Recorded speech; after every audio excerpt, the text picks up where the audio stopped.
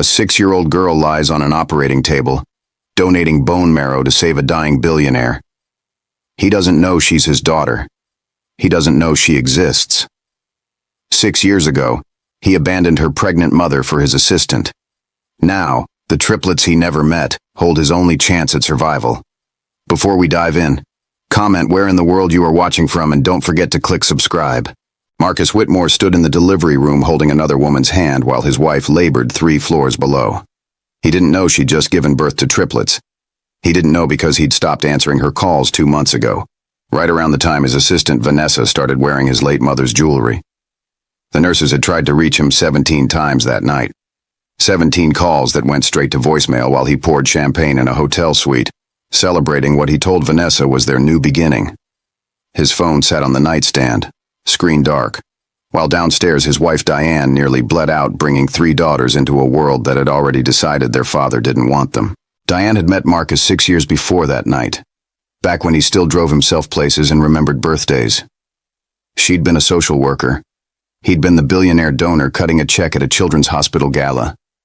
He'd found her in a side room, crying over a case she couldn't save, and instead of walking past like everyone else, he'd sat down beside her. They'd talked until sunrise. He'd told her about losing his mother to cancer, about building his pharmaceutical empire to save others. She'd told him about growing up with nothing but a fierce belief that kindness mattered.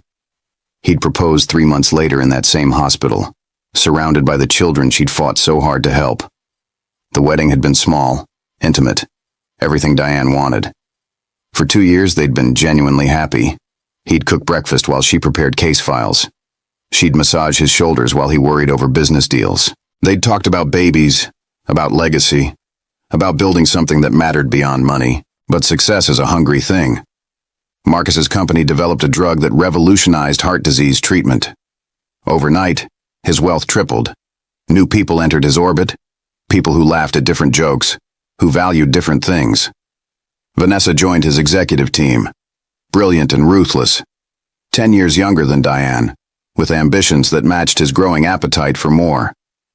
She didn't talk about saving children or social justice.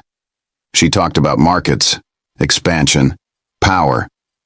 At first it was just late meetings, then business trips, then a hand that lingered too long during a presentation. Diane noticed him changing, saw him staying later, heard him lying about where he'd been. When she got pregnant, she thought it might bring him back. Instead, it pushed him further away. He started sleeping in the guest room, said the pregnancy hormones made her too emotional. He missed the ultrasound where they discovered triplets. He was in Milan with Vanessa, finalizing a merger he could have handled from home. The day Diane went into labor, Marcus was signing divorce papers his lawyer had drawn up in secret. He'd planned to serve them after the baby was born, give her one last moment of happiness before destroying everything. But Vanessa had other ideas. She wanted him completely, wanted the wife gone before the baby came, wanted to erase any claim Diane had to their life together. So Marcus made his choice.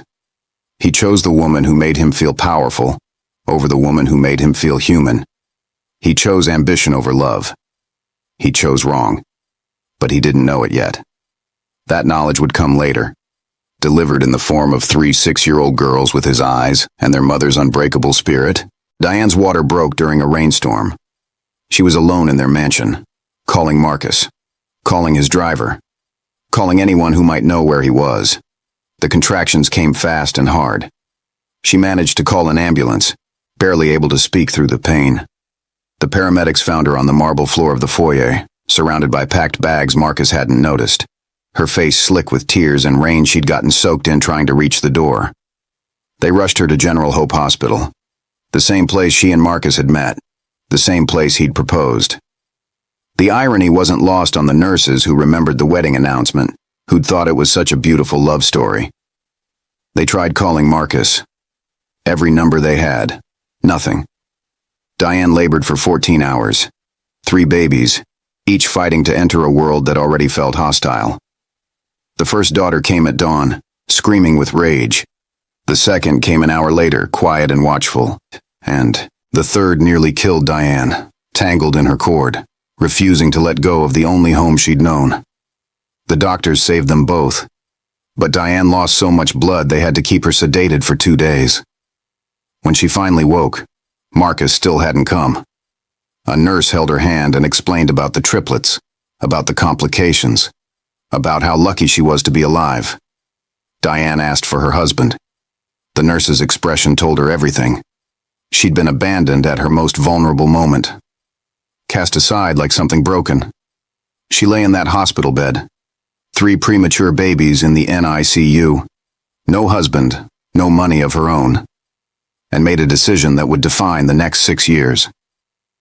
She would never let Marcus Whitmore hurt her daughters the way he'd hurt her. She would disappear so completely he'd never find them. She would build a life where his money and his power meant nothing. The hospital social worker was someone Diane had worked with before, a woman named Patricia, who owed her more favors than she could count. Patricia helped Diane access her emergency fund, money Diane had been quietly setting aside in her mother's name, money Marcus never knew about. $5,000, enough to disappear. Patricia also delayed filing the birth certificates, giving Diane time to leave before any legal records could be traced. When Diane checked out of the hospital 4 days after giving birth, she took her 3 daughters, climbed into a taxi, and vanished from Marcus Whitmore's world entirely. She left behind the mansion, the credit cards, the designer clothes, everything that connected her to him. She took only what mattered, her babies and her determination to give them better than she'd had. Marcus learned about the triplets from his lawyer, 3 weeks after they were born. He'd been in the Maldives with Vanessa, enjoying what she called their honeymoon before the actual divorce. The lawyer called, frantic, explaining that Diane had given birth, that she'd left the hospital, that no one could find her. Marcus felt something then, something that might have been regret or might have been fear. He told the lawyer to find her, to make sure she was taken care of. But he didn't go looking himself. He signed the papers extending the private investigator's contract and went back to the beach, back to Vanessa, back to pretending he'd made the right choice. The investigator searched for 6 months before Marcus told him to stop. He told himself Diane was probably fine, that she'd come back when she needed money, that she'd taken the babies somewhere to punish him, and would eventually forgive him. He was wrong on every count. Diane ended up in Riverdale, a small town 4 hours from the city, far enough to feel safe, close enough to access resources. She found work at a community center, managing their outreach programs. The pay was terrible compared to her old salary, but it came with subsidized housing and a daycare that would take all 3 girls. She named them in the hospital, choosing carefully, giving them names that meant strength. Maya, Zara, and Jade. 3 daughters who would grow up knowing their mother fought for them, even if they never knew their father didn't. The first year was survival. Diane worked, fed babies, changed diapers, collapsed into bed, and did it all again. She had no family, no support system, just her own will, and the fierce love only a mother protecting her children can summon. The girls were colicky, demanding, a 3-person tornado of need. But they were hers, completely, utterly hers. As the triplets grew, their personalities emerged distinct and sharp. Maya, the oldest by 12 minutes, became the leader, bossy and protective. Zara, the middle child, was the quiet observer, always watching, always thinking. Jade, the youngest, was pure chaos, fearless and wild. They looked like their mother, beautiful brown skin and intelligent eyes, but they had Marcus's bone structure, his stubborn chin, his way of tilting their heads when they were thinking. Diane saw him in them constantly and had to fight the urge to hate those resemblances. Instead, she taught them to be nothing like him. She taught them that promises mattered, that people weren't disposable, that real strength came from showing up. By the time they turned 3, the girls were inseparable, a unit that operated on some wavelength only they understood. They finished each other's sentences, felt each other's pain, defended each other with a ferocity that sometimes scared other parents. Diane dated occasionally, but nothing stuck. Men were intimidated by the triplets, by her fierce independence, by the wall she'd built around her heart. She didn't mind. She'd loved once, completely, and it had destroyed her. She wouldn't risk that again, wouldn't give anyone the power to hurt her daughters. The community center became her second home. She built programs for single mothers, for families in crisis, for anyone who needed a second chance. Her work was noticed. A local news station did a feature on her programs. A city councilman mentioned her in a speech. She was making a difference, the kind Marcus used to pretend to care about. She should have known the attention would eventually reach him. Marcus spent those 6 years climbing higher and falling apart. His company went public, making him one of the 50 richest men in America. Forbes put him on the cover. He bought a sports team, a yacht, a penthouse in Manhattan. Vanessa became his wife in a ceremony that cost $3 million and felt emptier than a tomb. She was everything she'd promised to be. Ambitious, connected, ruthless. She pushed him into politics, philanthropy for appearance's sake, social circles where everyone smiled with too many teeth. But she wasn't Diane. She didn't laugh at his stupid jokes or call him out when he was being an ass.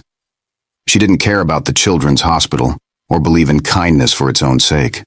Their marriage was a business arrangement dressed in Vera Wang, and Marcus started drinking to forget he'd traded love for a merger. The alcohol led to mistakes. Marcus started missing meetings, making poor decisions, snapping at executives who questioned him. His company's stock wavered.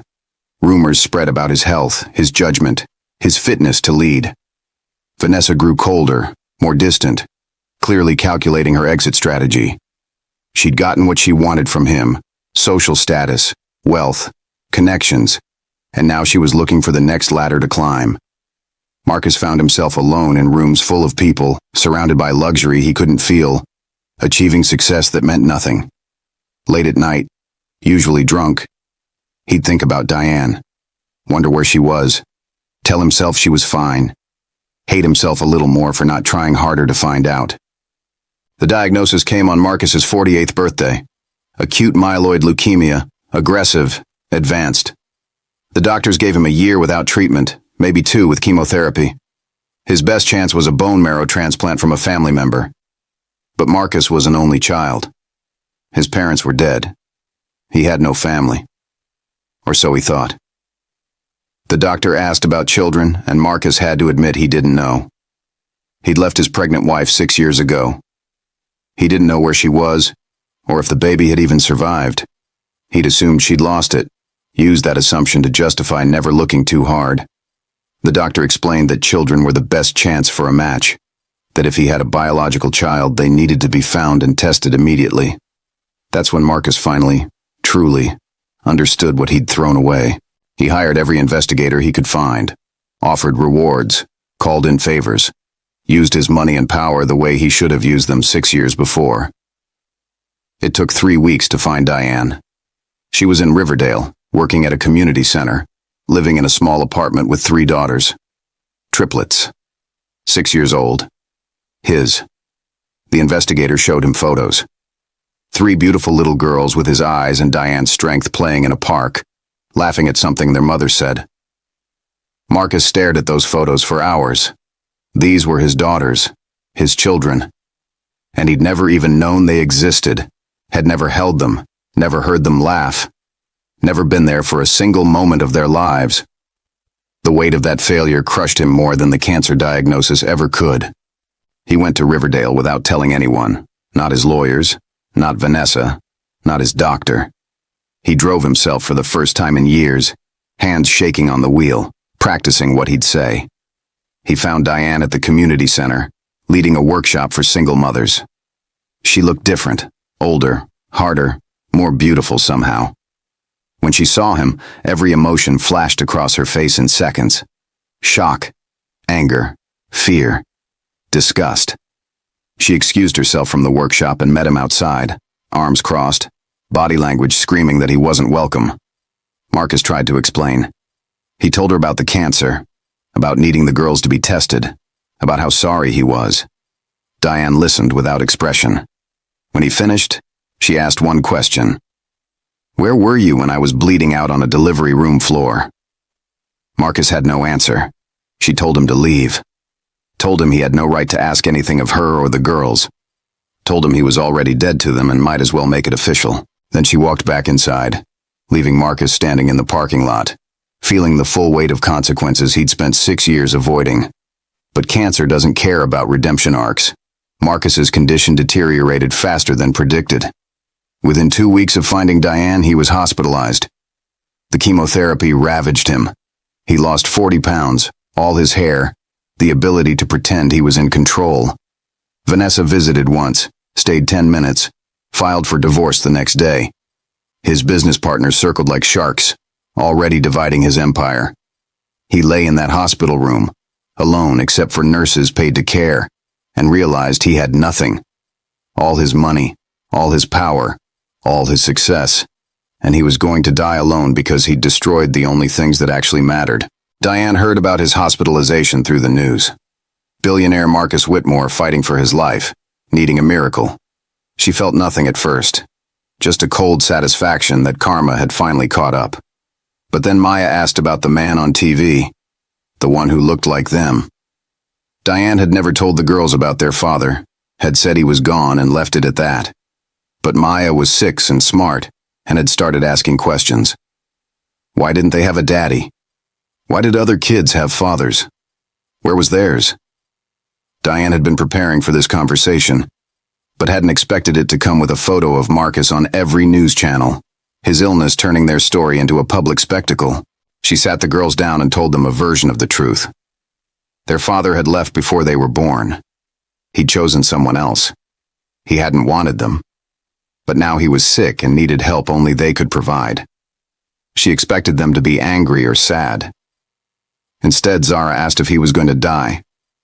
Diane said maybe. Jade asked if they could save him. Diane said possibly. And Maya, her fierce little leader, said, then we should. Because we're better than him. We don't leave people behind. Diane felt her heart crack open. Her 6-year-old daughter had more grace than she'd managed to find in 6 years. These children, growing up without a father, had somehow learned the lesson Marcus never had. That you show up. That you help. That being better than the person who hurt you is the only real revenge. Getting tested was simple. The girls thought it was an adventure. 3 brave warriors on a mission. They drew pictures for their mom in the waiting room while nurses took blood samples. They asked if it would hurt the sick man when they helped him. They wanted to know his favorite color so they could pick the right band-aids. Their innocence and kindness in the face of his abandonment destroyed something in Diane's chest. She watched her daughters, these perfect humans she'd raised alone, offering to save the man who'd walked away from them. And she understood why people believed in redemption. Not for Marcus. He didn't deserve redemption. But for Maya, Zara, and Jade, who deserved a father even if he didn't deserve to be their father. The results came back in 3 days. Maya was a perfect match. 6 years old, and she held her father's life in her tiny body. The doctor explained the procedure to Diane. Bone marrow donation was serious, painful, required general anesthesia. Maya would be sore for weeks. There were risks, small but real. And Marcus, even with the transplant, might not survive. Diane had every right to refuse. No court would fault her. She could walk away, let the man who'd abandoned them face the consequences of his choices. She could tell her daughters they'd tried, but it wasn't safe. She could protect Maya from pain, and let Marcus die with the knowledge that his daughter had been his only hope. She almost did. She spent 2 days wrestling with rage and righteousness. But then she watched Maya playing with her sisters, laughing, completely oblivious to the power she held, and Diane knew she couldn't make that choice. If she refused, she'd be doing exactly what Marcus had done, choosing her own feelings over a child's future, because Maya would eventually learn she could have saved him, and that knowledge would hurt her more than any needle ever could. So Diane made the hardest decision of her life. She said yes. Not for Marcus, for Maya. For the daughter who deserved to grow up knowing her mother taught her that grace matters more than grudges. Marcus was told a match had been found. They didn't tell him it was his daughter. They said a donor had agreed, that the transplant was scheduled, that he had a chance. He asked to meet the donor, to thank them. The transplant team said no. Donors were anonymous. Marcus lay in his hospital bed, too weak to argue, and prayed to a God he hadn't believed in since his mother died. He prayed he'd survive. He prayed he'd get a chance to fix things. He prayed he'd be worthy of the mercy being shown to him by a stranger who had every reason to let him die. The day of the transplant, Diane brought Maya to the hospital. She'd explained it as simply as she could. Maya would go to sleep. Doctors would take something from inside her bones that would help someone else. She'd wake up sore but would heal quickly. Maya asked if the sick person would be okay. Diane said she hoped so. Maya asked if they were a good person. Diane paused, then said, "Everyone deserves help when they're dying, even people who made mistakes." Maya seemed to accept this. She hugged her mother, kissed her sisters, and walked bravely into the pre-op area holding a nurse's hand. Diane watched her go, this tiny person with more courage than any adult she'd ever known, and broke down sobbing in a hospital hallway. The procedure took 4 hours. Maya came through perfectly. Marcus received the transplant without complications. They were in recovery rooms 3 floors apart, connected by blood and biology, and a history neither of them truly understood yet. Diane sat with Maya, holding her hand while she slept off the anesthesia. Zara and Jade were with a community center friend, safe and cared for, and Marcus was somewhere above them, receiving life from the daughter he'd never met, saved by the child he'd abandoned. The irony was so sharp it could draw blood. Maya woke up crying, not from pain, though her back ached where they'd inserted the needle, but from a dream she couldn't explain. In it, she'd seen a man who looked like her, sad and alone, reaching for something he couldn't touch. She told her mother about it, confused, and Diane held her closer, whispering that sometimes we feel things we don't understand, that her body had just done something incredibly brave, that she was a hero. Maya asked if the sick person knew she'd helped them. Diane said probably not. Maya said that was okay. Heroes don't need thank yous. At 6 years old, she understood something Marcus had never learned in 48 years. Marcus's recovery was brutal but effective. The transplant took. His body accepted the donor cells and began producing healthy bone marrow. Within 2 weeks, his blood counts improved. Within a month, doctors were cautiously optimistic. He'd need follow-up care for years, might relapse, but he had a chance now where before he'd had none. He asked again about the donor, begged to send thanks somehow. The hospital maintained their policy. Anonymous meant anonymous. Marcus had to accept that someone, somewhere, had saved his life without asking for anything in return. The concept was foreign to him. In his world, everyone wanted something. Every favor had a price. But this person had given him everything and asked for nothing. It haunted him. Diane kept the girls away from the news, from any mention of Marcus Whitmore's miraculous recovery. She went back to work, back to their normal life, back to pretending those hospital days had been just another challenge overcome. But Maya changed after the transplant. She became quieter, more thoughtful. She'd stare at nothing for long minutes, then shake herself back to the present. She drew pictures of a man in a hospital bed, surrounded by emptiness. When Diane asked who it was, Maya said she didn't know, just someone who was lonely. Zara and Jade noticed their sister's shift. They stayed closer to her, included her in their games more gently, as if they knew she'd experienced something they hadn't. 3 months after the transplant, Marcus was released from the hospital. He went home to an empty penthouse. No wife, no family, just staff who were paid to pretend they cared. His company had moved on without him, appointing an interim CEO who was doing better than Marcus ever had. His friends had scattered, revealing themselves as opportunists drawn to power, not person. He was alive but had nothing to live for. The irony wasn't lost on him. He'd been saved so he could face exactly how much he'd destroyed. Recovery gave him time to think, and thinking led him back to Riverdale, back to Diane, back to the truth he'd been running from. He showed up at her apartment on a Saturday morning. Diane answered the door in pajamas, coffee cup in hand, completely unprepared. Behind her he could hear his daughters laughing, fighting over a toy, living their lives without him. He'd brought a cashier's check for $2 million, child support he should have been paying all along. Diane looked at it like he'd handed her a dead fish. She asked what he wanted. Marcus said he wanted to know them, to be part of their lives somehow, to try to make up for his failures. Diane laughed, sharp and bitter. She told him he couldn't buy fatherhood, couldn't show up 6 years late and expect anyone to forgive him, couldn't erase what he'd done with money. She told him Maya had been his donor, that his 6-year-old daughter, who he'd never met, had endured pain to save him, that she'd done it not knowing who he was, not wanting anything from him, just because it was right. She told him he didn't deserve Maya's grace, but he'd gotten it anyway, and the best thing he could do now was leave them alone. Marcus broke. He stood in that hallway and broke completely, crying in a way he hadn't since his mother died. He told Diane he knew he didn't deserve forgiveness, knew he'd destroyed everything, knew he was the villain in this story. But his daughter had saved his life, and he needed her to know, needed all of them to know, that he saw his failure, and it was killing him. Diane watched him cry and felt nothing.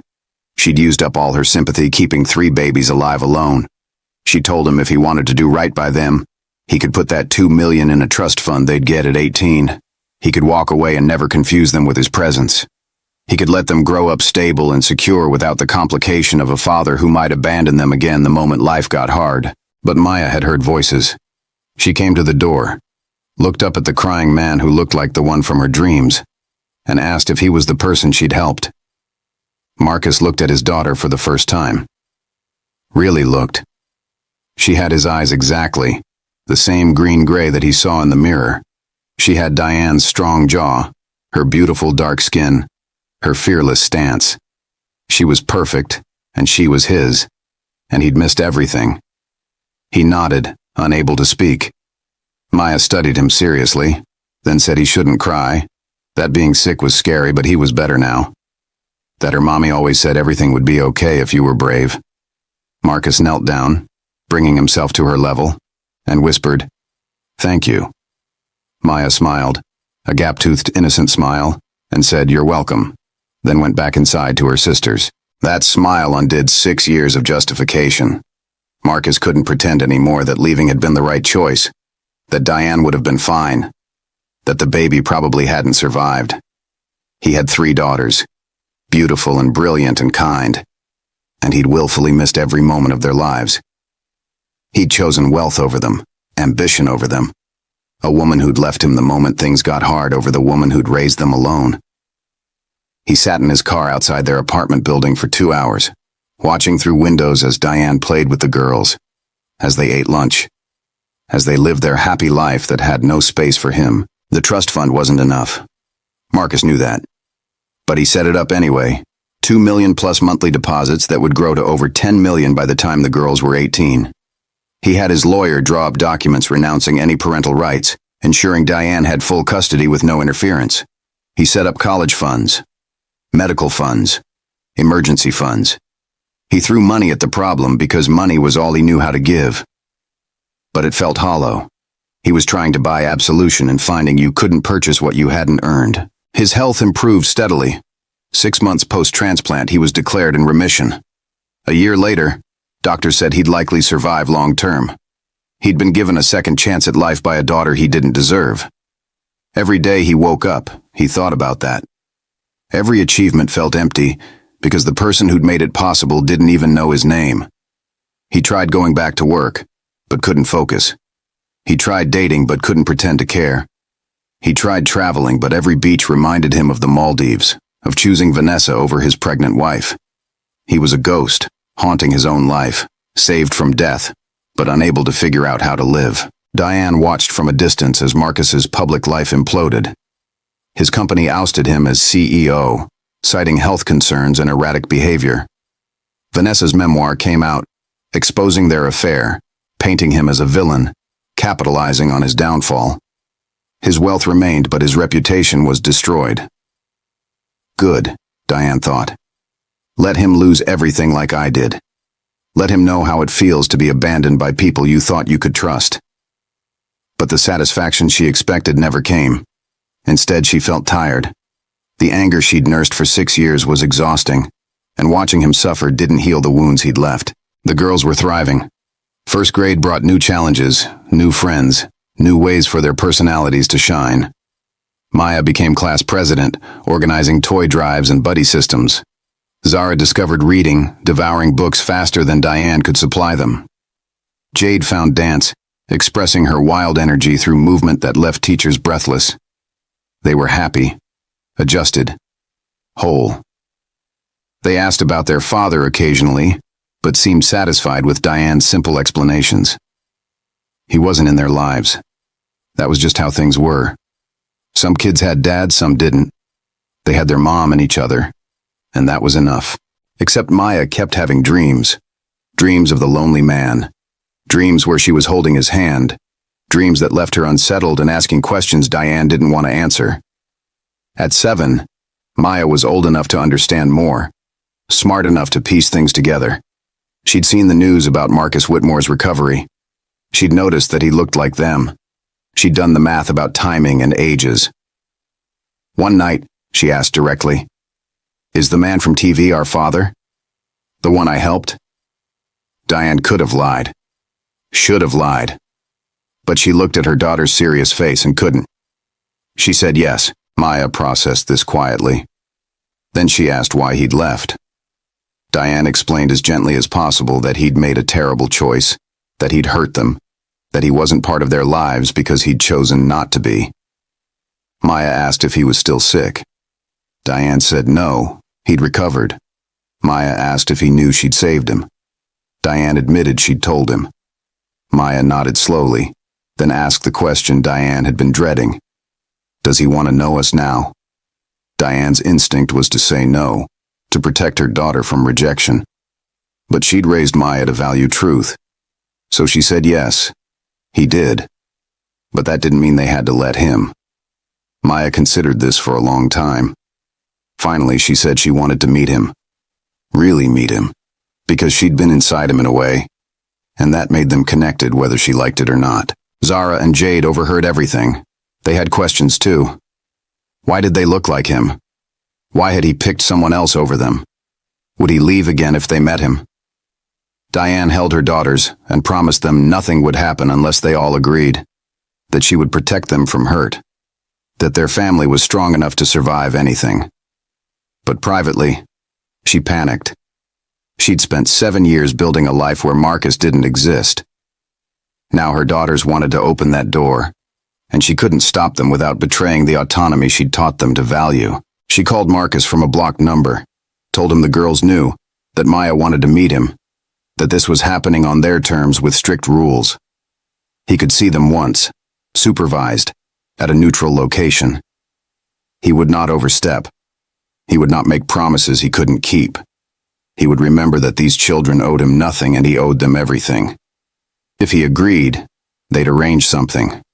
If not, he'd stay away forever. Marcus agreed to anything. He would have agreed to see them through glass in separate rooms. The chance to look at his daughters, to be in their presence, was more than he thought he'd ever get.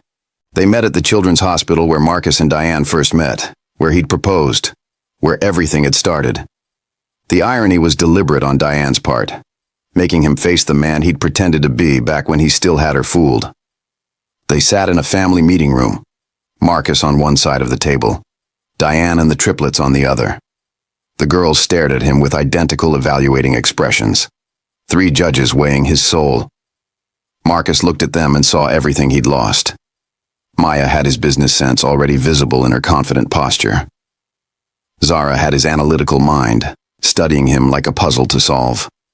Jade had his recklessness, bouncing in her chair, ready to either hug him or fight him.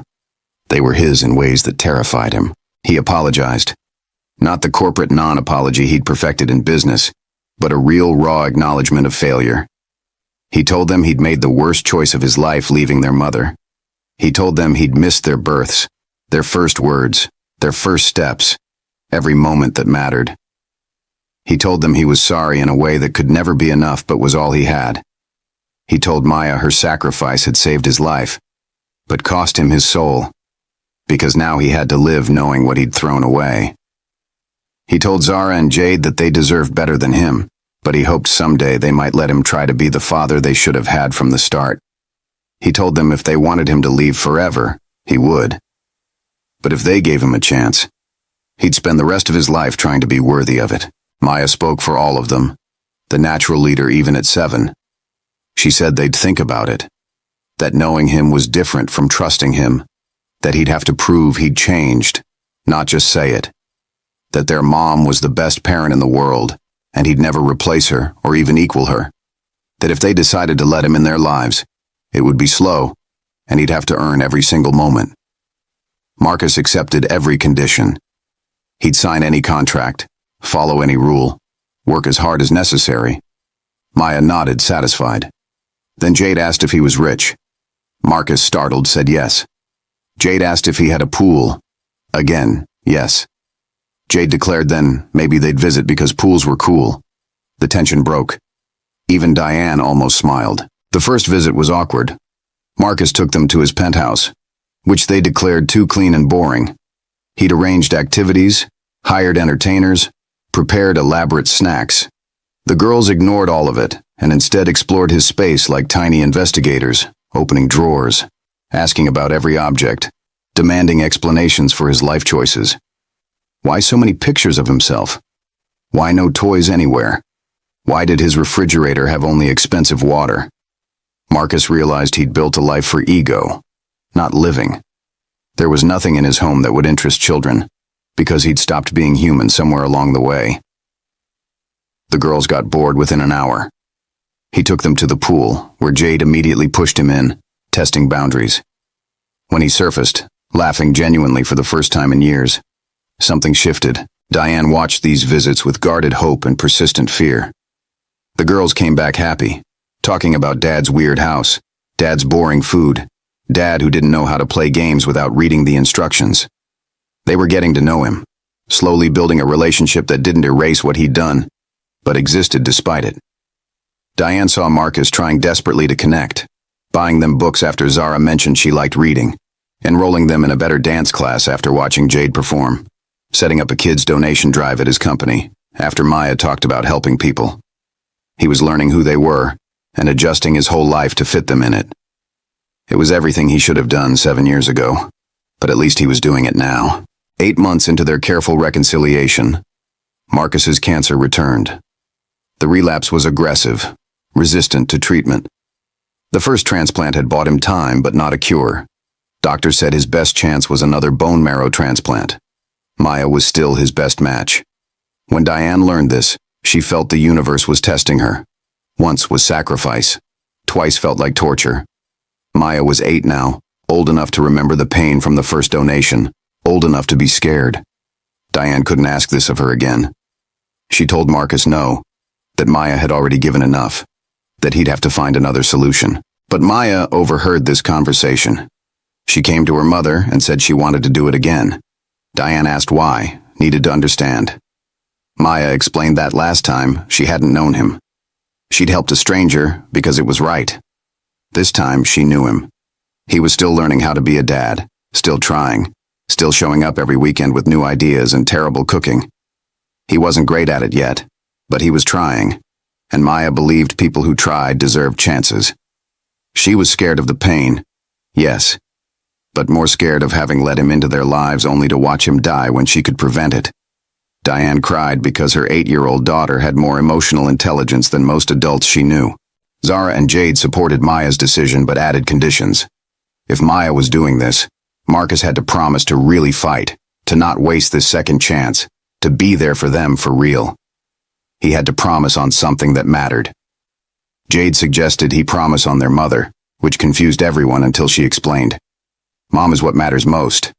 If he breaks promises to us, he breaks promises to her.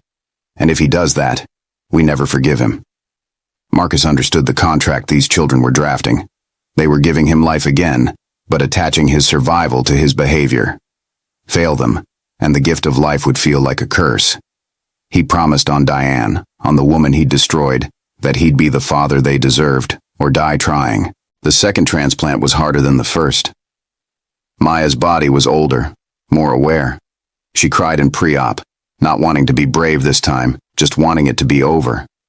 Marcus was there, having begged to meet the donor before the procedure. When he saw Maya being prepped, he broke completely. He held her hand and apologized for asking her to save him again, for being weak, for being the kind of person who needed saving twice. Maya squeezed his hand and said, "People aren't born knowing how to be good. Sometimes they have to learn. And if she could help him learn while also keeping him alive, that seemed like a good trade." Then she went under anesthesia, and Marcus sat in the waiting room with Diane and the other girls, united in worry for Maya, united in hope. For first time genuinely together as something resembling a family, the transplant succeeded. Marcus recovered faster than before, his body accepting Maya's cells like a blessing. Maya recovered more slowly, the pain lingering. But she was okay. The first night after her procedure, she woke screaming from nightmares. Diane held her while she cried. This brave little girl who'd been so strong finally allowed to be scared. Marcus heard from his own recovery room and begged the nurses to wheel him to her. They found him the next morning, IV pole in hand, sitting outside Maya's room because he couldn't bear to be floors away while she suffered for him. The nurses tried to send him back, but Maya heard his voice and asked for him. When he rolled in, still weak and pale himself, she reached for his hand and they sat together in silence. Donor and recipient, daughter and father, connected by blood and sacrifice, and something neither could name but both desperately needed. Diane watched Marcus at the hospital every day after that, sleeping in a chair by Maya's door, not leaving until she was discharged. He'd brought her favorite books, set up a tablet with movies, hired a nurse to make sure she had everything she needed. But more than that, he talked to her. Really talked. He told her about his mother, about losing her to cancer, about how scared he'd been watching her fade.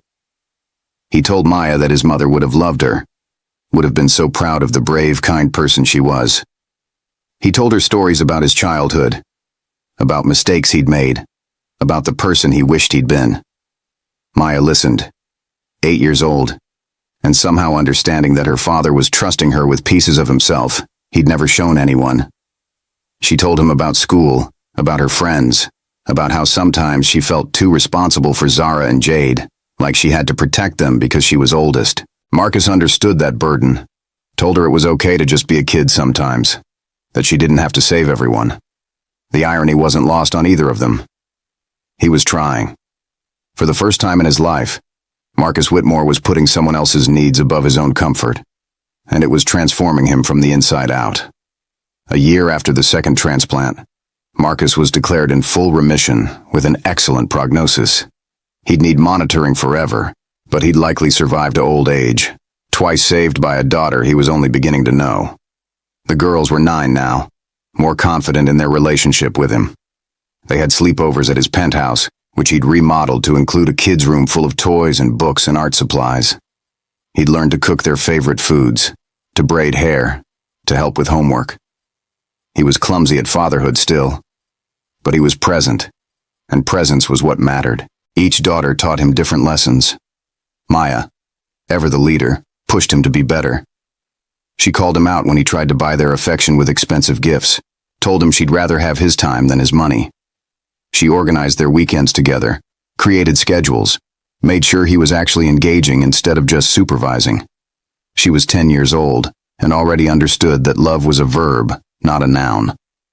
One Saturday, she sat him down and explained that they needed traditions, things that were just theirs. So they started making pancakes every Sunday morning, his terrible cooking and her patient instruction, creating something that was messy and imperfect and entirely theirs. She taught him that consistency mattered more than grand gestures. Zara connected with him differently, through quiet moments and shared interests. She discovered he'd once loved reading before business consumed him. She brought books to his penthouse, curled up beside him, and they'd read in companionable silence. Sometimes she'd ask him what he thought about a character's choice, and he'd find himself analyzing fictional dilemmas with more honesty than he'd ever brought to real ones. She taught him that connection didn't require constant conversation, that sometimes presence was enough. She also challenged him intellectually, asking questions about his business, about ethics, about whether making money was the same as making meaning. Her quiet observations cut deeper than any accusation. Once, after he explained a profitable deal, she simply asked if his mother would have been proud of it. He had no answer. Zara taught him that wisdom doesn't announce itself with volume. Jade, wild and unfiltered, taught him joy. She didn't care about his past or his mistakes.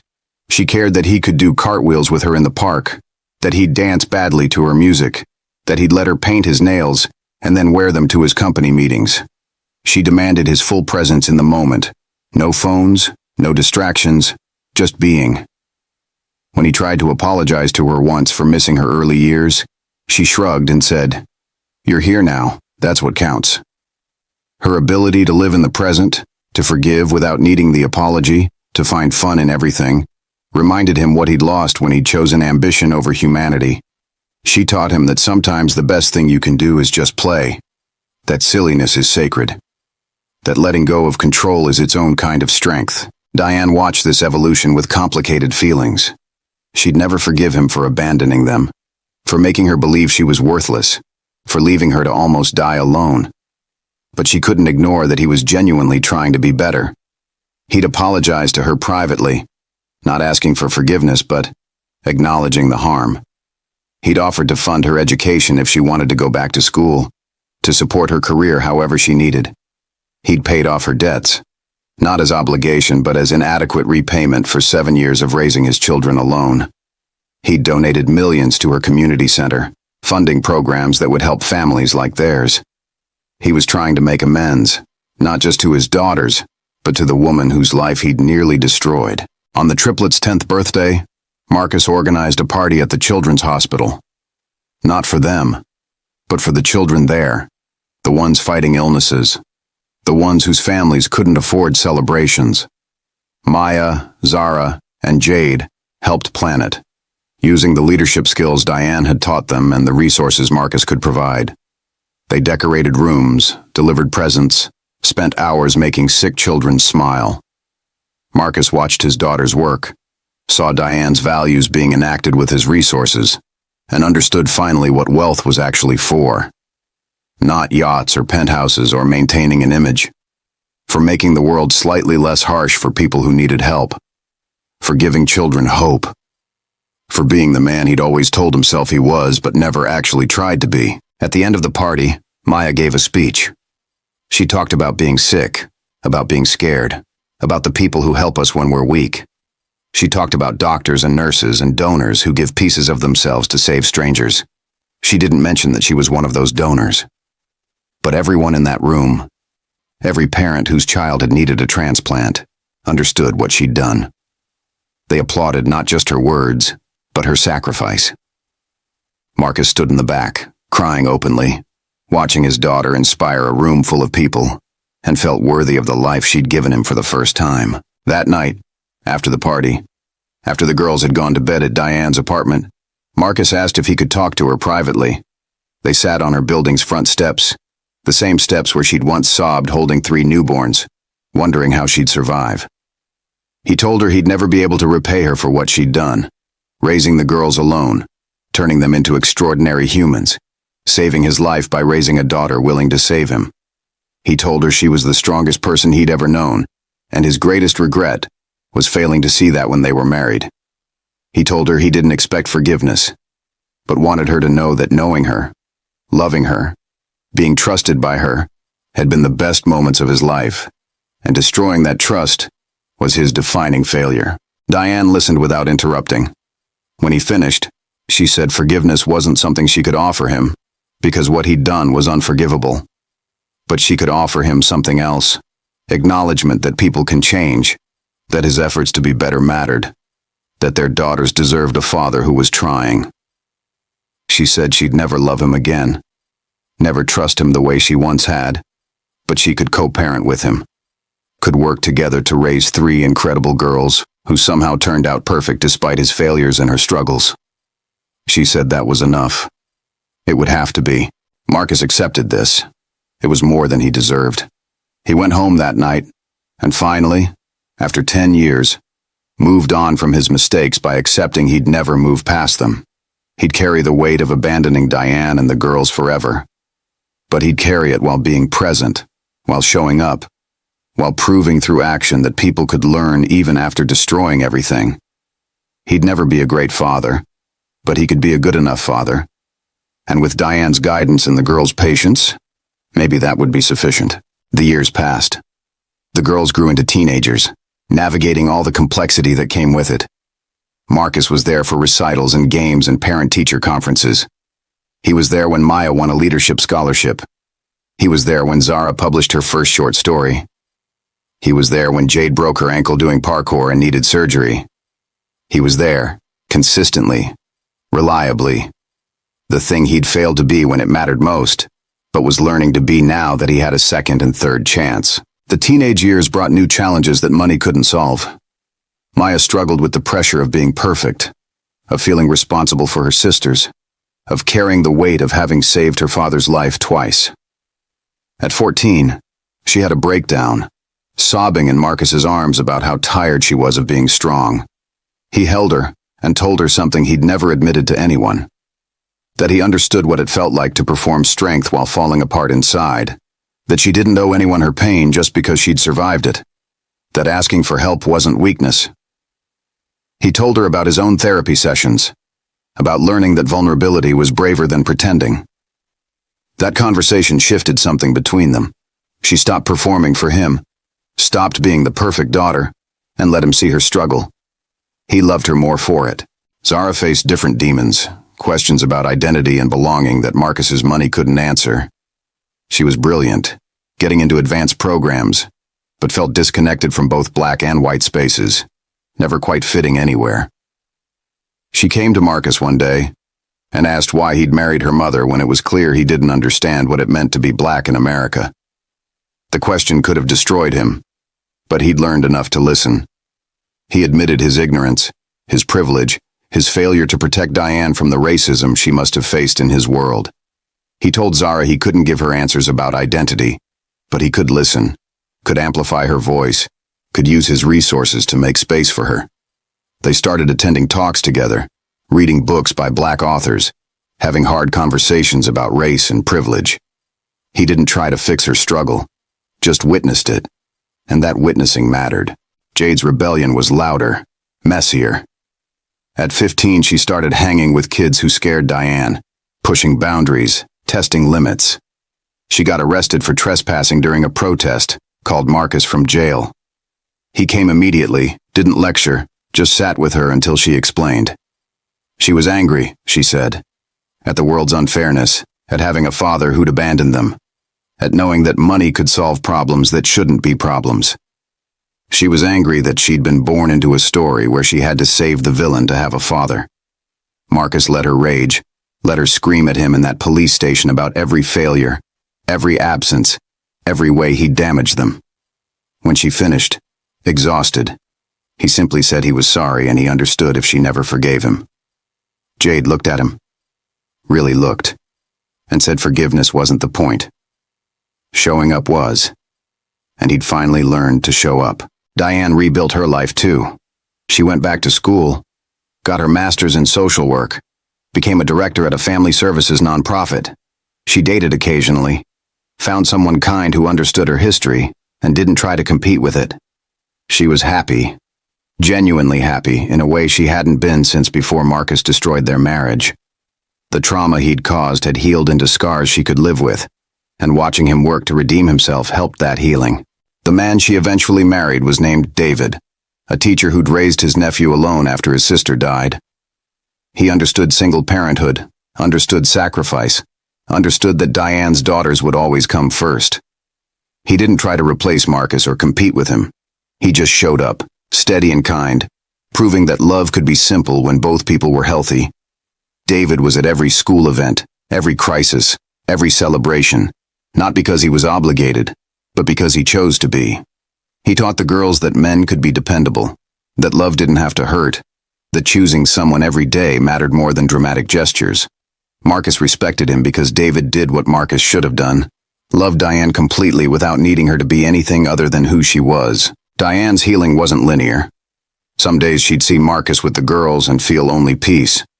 Other days, something would trigger her, a memory of laboring alone, of those first desperate years, of believing she was worthless because he'd chosen someone else.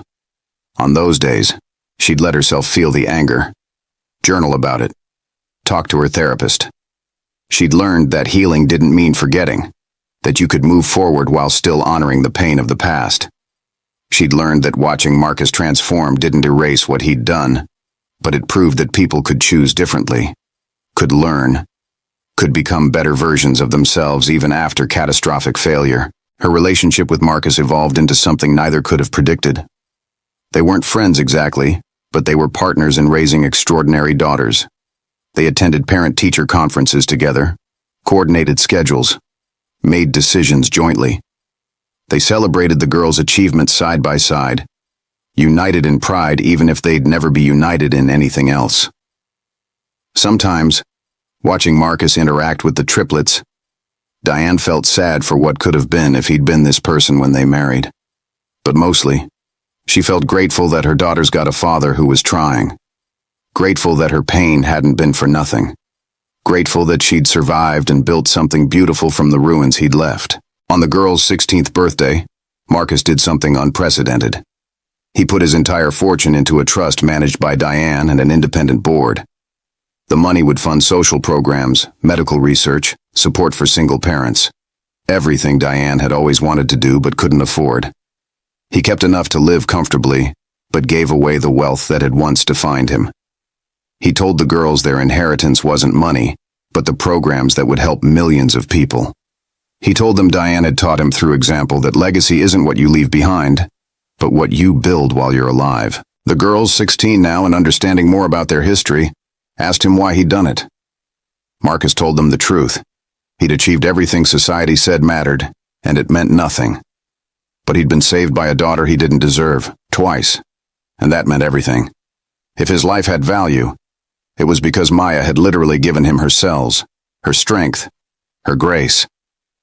The least he could do was make that gift worth something. He'd spent 48 years building an empire for himself. He'd spend whatever time he had left building a legacy that would make his daughters proud. Maya, pragmatic as ever, said she was already proud, but the programs were cool too. Zara said she'd help manage them once she finished school. Jade said she'd dance at fundraisers if it helped. And Diane, watching this scene, felt something close to peace. Marcus hadn't earned forgiveness, but he'd earned a place in their lives. He'd learned that showing up mattered more than success, that sacrifice meant more than achievement, that the love he'd thrown away was worth more than everything he'd gained. At 18, the girls accessed the trust fund Marcus had set up 10 years earlier. It had grown to $12 million. They donated half to their mother's nonprofit, used another quarter for college funds, and invested the rest in businesses owned by women of color. They were their mother's daughters, understanding that wealth was a tool for change, not a trophy. They were also their father's daughters, understanding that resources meant nothing without purpose. They were better than both parents' best qualities, proof that children can transcend their origin story. Marcus lived to see them graduate college, triple-threat young women taking on the world with Diane's values and his resources, and their own extraordinary spirits. He lived to walk each of them down the aisle when they married, an honor he'd been terrified to ask for but they'd offered freely. He lived to meet his grandchildren, 4 beautiful babies who would never know a world where Grandpa Marcus wasn't present. He lived because Maya had saved him twice, and he'd spent every extra day he was given trying to be worth that sacrifice. His final years were his best years, though he'd never be foolish enough to say that to Diane. He split his time between his daughters' homes, insisting on being the grandfather who changed diapers and did midnight feedings, who wanted the messy reality of family rather than sanitized visits. Maya's twins, a boy and a girl, called him Papa and climbed on him constantly. Zara's daughter was quiet and bookish like her mother, and Marcus read to her for hours, their shared love of stories creating a bond that transcended age. Jade's son was wild and fearless, and Marcus took him to the park, to museums, anywhere that could contain his energy. He was present in ways he'd never been with his own children, making up for lost time with the next generation. He also worked tirelessly on the programs he'd funded. Every week, he visited community centers, hospitals, shelters, meeting the people his money was helping. He listened to single mothers struggling to survive, to children fighting illnesses, to families rebuilding after loss. He saw Diane in every one of them, saw the life she'd lived while he'd been living in luxury. He funded scholarships in Maya's name, medical research in honor of every donor who'd saved a life, support programs for abandoned families. His wealth, which had once been just a number on a screen, became a tool for change. Not because he wanted credit, but because he'd finally understood that money without purpose was just paper. The cancer came back when he was 69. This time, there was no transplant option, no heroic save. His body had been through too much. The doctors gave him 6 months.